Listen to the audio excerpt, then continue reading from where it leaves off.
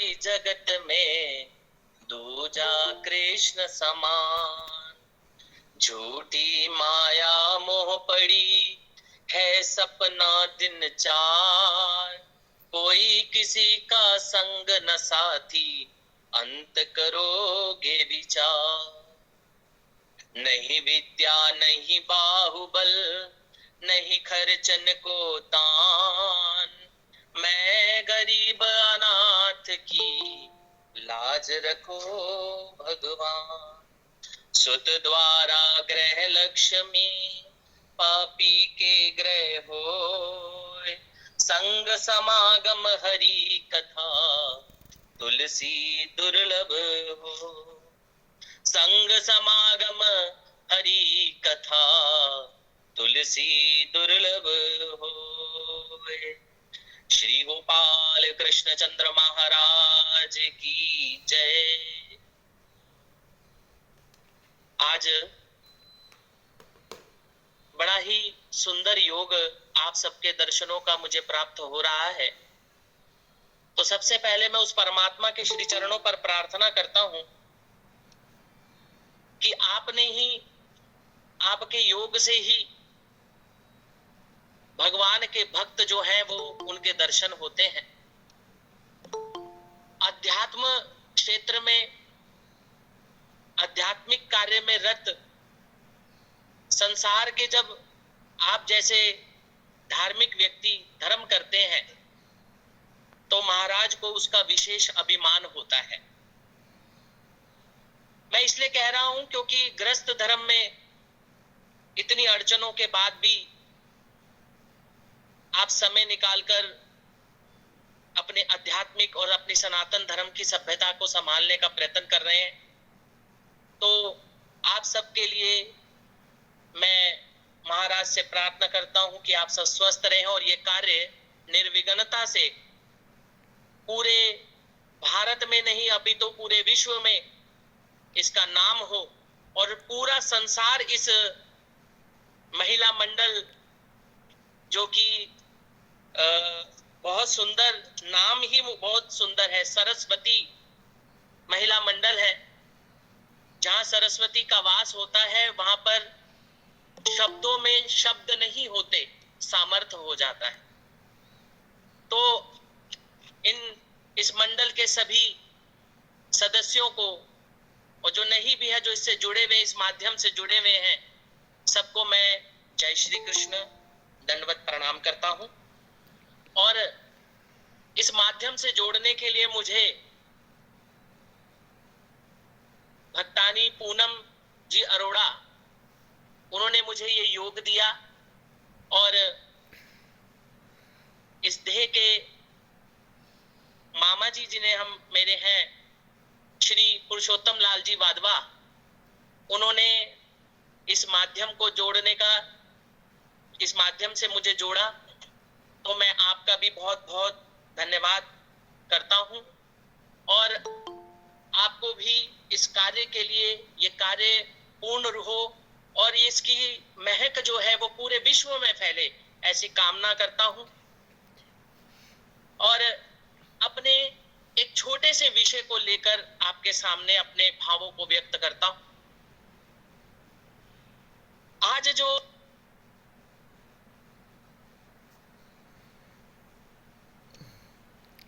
अनूप जी, आपकी ऑडियो बंद हो गई है। अनूप जी प्लीज चेक कर लीजिए। किसी ने हो गया।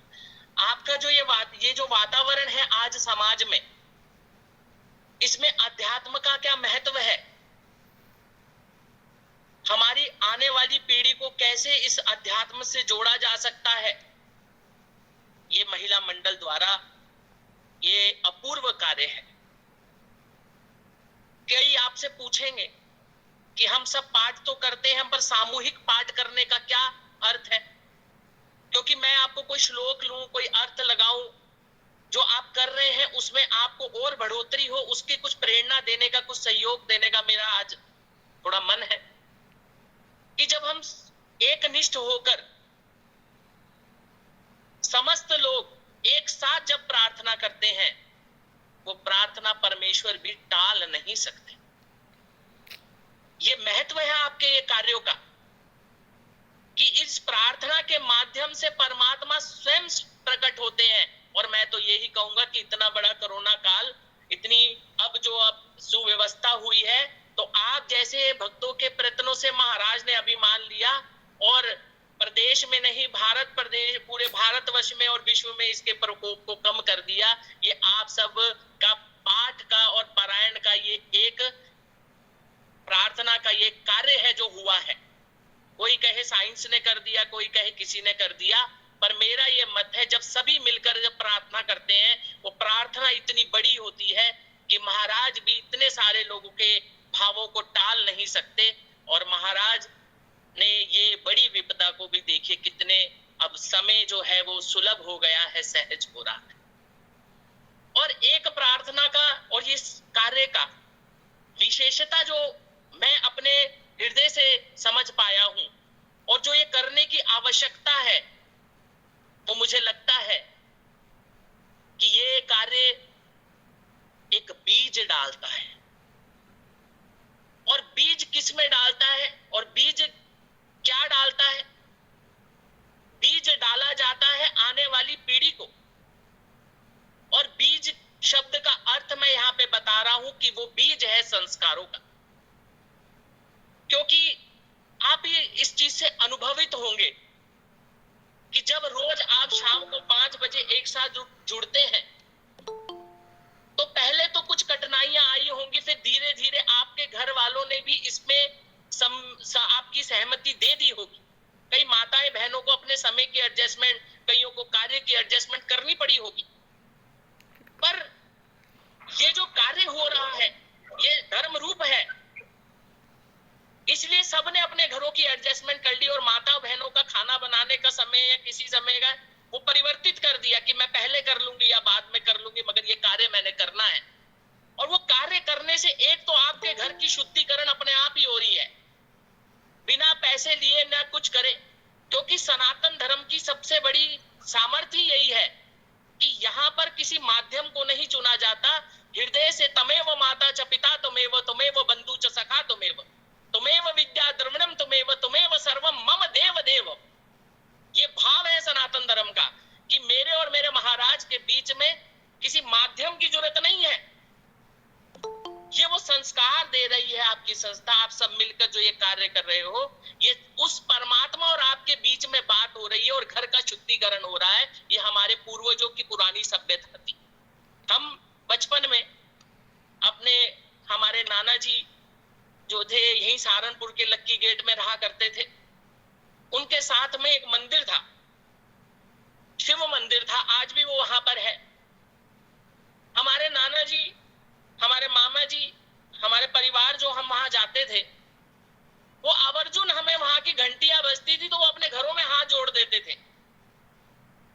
उनके वो हाथ जोड़ने और वहां जाकर पाठ करना, कोई आए या ना आए तब भी पाठ पूजा करना, वो संस्कार जो है वो बीज रूप है, जो आज प्राप्त नहीं हो रहा है। और इस माध्यम से आपके घरों में ये जो बीजारोपण हो रहा है संस्कारों का, ये बहुत बड़ा है। आपके परिवार में आपके बच्चे पूछते होंगे कि मम्मी आप क्या कर रहे हो, ये टीवी देखने का टाइम है, गेम देखने का टाइम है, घूमने का टाइम है, आप ये क्या कर रहे हो? तो आप कहते होगे नहीं हम पाठ कर रहे हैं। 1-2 दिन बच्चे नहीं आएंगे, तीसरे दिन बच्चे कहेंगे मम्मी मैं भी करूं क्या, पापा मैं भी करूं क्या, दादाजी मैं भी करूं बैठ के। तो वो भी लेके बैठेंगे, उन्हें पढ़ा नहीं जाएगा, पर वो पढ़ेंगे, कोशिश करेंगे, हाथ में लेंगे और उसको पोथी को खोलेंगे, पता चलेगा कि ये हमारा धर्म है, हम सनातनी है, हमारा धर्म है, उसका एक पाठ है। ये संस्कारों का बीजारोपण है। और जब संस्कार अच्छे होते हैं, बीज अच्छा डलता है, उसका फल अवश्य ही अच्छा होता है, ऐसा शास्त्रों का मत है। और ये बीजारोपण होना आज के समय में बहुत कुछ महत्वपूर्ण कार्य है जो हम सबको करना है। हम अपनी सभ्यता को समझ जाएं, सत्य सनातन धर्म की सभ्यता को समझ जाएं, यही हमारे लिए बहुत बड़ी बात हो जाएगी। हम अपने बच्चों को बताएं कि जिस धर्म को परमात्मा ने हमारे को जिसमें योग दिया है, ये अवसर दिया है कि हम उसको भज सके, ये आसान नहीं है, क्योंकि भगवान श्री कृष्ण महाराज जी कहते हैं कि यथार्थ धर्म करने वाले जो होते हैं मनुष्यानाम सहस्त्रेषु, मनुष्य के में सहस्त्रेषु मतलब हजारों करोड़ों में एक होता है जो उस परमात्मा को सही समझता है, उस परमात्मा के सही रास्ते पर चलता है, जिसमें व्यापारीकरण नहीं होता। जैसे हमारे पास, अब मैं आपको अपना एक अनुभव बताऊंगा, आपको बड़ा अच्छा लगेगा, और ये हमारे साथ रोज होता है, आपको पता चलेगा। मैं मंदिर में एक दिन बैठा हुआ था, अचानक ही एक माता जी मेरे पास आई और मुझे कहने लगी, गुरुजी ए भगवान नाल मेरी एक अरदास करो, मेरा एक काम हो जाए, मैं तानू गड्डी देवांगी। मैंने कहा वाह, मैंने कहा बहुत बढ़िया। अब वो माता जी ने मेरी तरफ देखा और मैं तो बिल्कुल स्पष्टवादी, मुझे कुछ चाहिए नहीं। मुझे क्यों चाहिए जब मेरे पास महाराज खड़ा है? मैंने उसकी बात से ये वजन लिया कि ये जानती है कि मेरी बात महाराज सुनेंगे। तो कहते हैं, वो माता मेरे को कहने लगी, गुरुजी तुसी कहोगे ना? मैंने कहा माता मैं नहीं कहूंगा, मैं कहूंगा जो इसका है वो भी ले ले, वो भी मुझे दे दे। पहले मैं भगवान को कहूं कि भगवान जी इसका ये काम कर दे, ये मुझे गाड़ी देगी, तो महाराज इसका काम मत कर, तू गाड़ी देनी तो मुझे सीधी दे दे, इसके थ्रू क्यों देनी है? ये हमारा क्या है, जो धर्म हम नहीं जानते उसमें ये मिश्रीकरण हो गया, व्यापारीकरण। इस व्यापारीकरण से हम डर गए हैं, ये काम करेंगे तो ये होगा, ये काम करेंगे तो ये होगा। और हमारे महाराज कह रहे हैं, अरे तू कुछ भी मत कर, तू सिर्फ मेरे को भज। श्रीमद् भगवत गीता में सूत्रों के माध्यम से महाराज कहते हैं कि पहली बात तो ये अपने जीवन में गांठ मार लो कि कर्मानुबंधनी मनुष्य लोग, जो कुछ हो रहा है वो आपके कर्म की वजह से हो रहा है, और चाहे सुख भोग रहे हो चाहे दुख भोग रहे हो, वो आपके कर्म आपके सामने आ रहे हैं, वो प्रस्तुत आप भोग रहे हो। आप किसी का कर्म नहीं भोग सकते और ना ही अपने कर्मों को चुकवा सकते, पर एक कार्य अपने कर्म भुगवाने के लिए परमात्मा ने हमें सामर्थ्य दिया है कि मेरा करा हुआ मैं भोगूं। उसके लिए महाराज जी ने हमें एक चीज दी है जिसे कहते हैं बुद्धि। और बुद्धि में ज्ञान हो जाए, ज्ञान रूप बुद्धि हो जाए तो कार्य अपने आप संवर जाते हैं, क्योंकि भगवान भी कहते हैं मैं किसी का कर्म काट नहीं सकता। जैसे द्रौपदी माता जो थी, द्रौपदी माता का वो कर्म था कि सभा के बीच में बैठी हुई, उसके पति हैं, उसके उस समय के धर्म रक्षक लोग सामने बैठे हैं, पर वो उसकी रक्षा कर नहीं पा रहे हैं, क्योंकि उसका ये कर्म भोग था। वो कर्म भोग की वजह से उसको वो कर्म भोगना पड़ा। भले ही वो भगवान श्री कृष्ण महाराज जी की बहन थी, बड़ी प्रिय थी, पर महाराज कहते मैं कर्म में आड़ नहीं आ सकता, पर कर्म भुगवाने में अगर तेरे पास एक सामर्थ्य आ गया, जो आप सब कर रहे हैं, प्रार्थना आ गई, तो मैं तेरा सुई भी एक धागे जितनी तेरे ऊपर से कर्म का जो तेरे पे दोष आएगा या दुख आएगा, मैं आने नहीं दूंगा। चाहे वहां पे तेरा पति हो, चाहे कोई हो या रिश्तेदार हो, मैं नहीं भी होऊंगा तो भी तेरे साथ तेरी प्रार्थना में खड़ा हूं। और ये बात महाराज जी ने सिद्ध करके दिखाई। द्रौपदी ने साड़ी पकड़ रखी थी और सबकी तरफ हाथ उठा रखा था, अपने कर्म भोग रही थी, कह रही थी कि मुझे बचा लो, मैं धर्म हूं, मेरी रक्षा करो, मेरी सहायता करो, पर कोई सहायता नहीं कर रहा था, क्योंकि वो अपने बंधनों में बंधे हुए थे। पर जो बंधन में नहीं बंधा हुआ है वो परमात्मा है, वो श्री कृष्ण है। और जब उसने सब बंधनों को छोड़कर, कर्म अब उसके हाथ में नहीं रहा और उसने साड़ी छोड़ दी और हाथ जोड़ लिए, प्रार्थना के लिए हाथ उठ गए, तो महाराज ने भी वो करके दिखाया जो कोई नहीं कर सकता। ना इतिहास में पहले कभी हुआ है, ना इतिहास में आगे कभी होगा। और हम सब स्त्रियों के लिए, माताओं बहनों के लिए, पुरुष के लिए एक आदर्श खड़ा कर गई कि हाथ जोड़ने में जो ताकत है वो बड़े अस्त्र शस्त्र में भी नहीं, बड़ी चीजों में भी नहीं है जो हाथ जोड़ने में सामर्थ्य। हाथ जोड़ा और एक ही बात कही कि परमात्मा जो मैं कर सकती थी वो मैंने कर लिया, मेरे हाथ में कुछ नहीं, अब तू जान, तेरा काम जाने।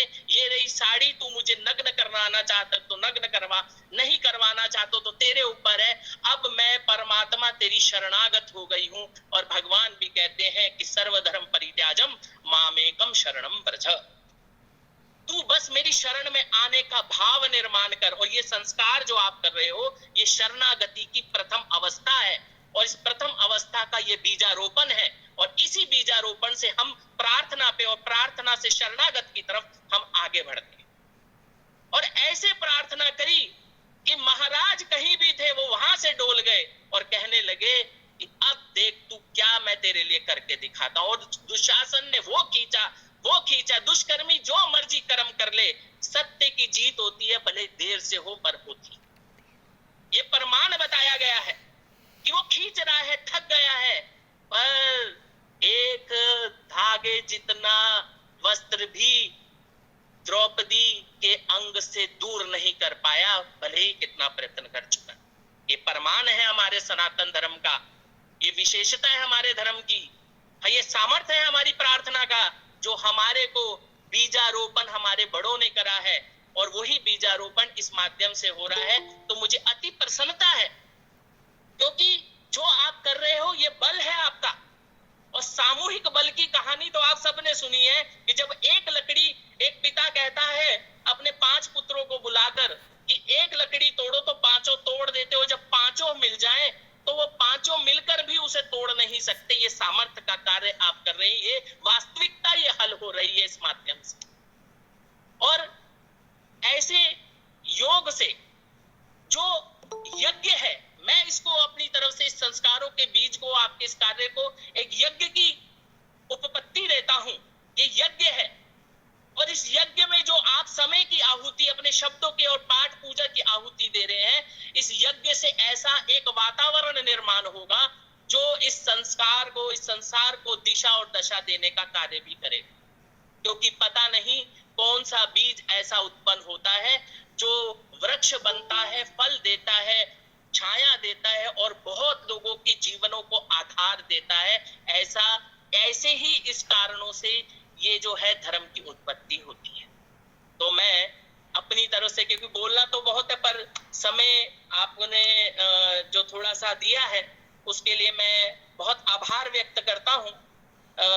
एक तो पूनम अरोड़ा जी का फिर से, और मेरे मामा जी हैं देह के, मेरे से बहुत स्नेह करते हैं, उनका संस्कारों, आज उनके संस्कारों की वजह से हम यहाँ पर हैं। और मेरे बहुत स्नेही हैं हमारे चक्कर साहब, मैं उनको भी, और बहुत सारे परिवार मेरे दिख रहे हैं, तो उन सबको मैं बहुत बहुत और इस कार्य के लिए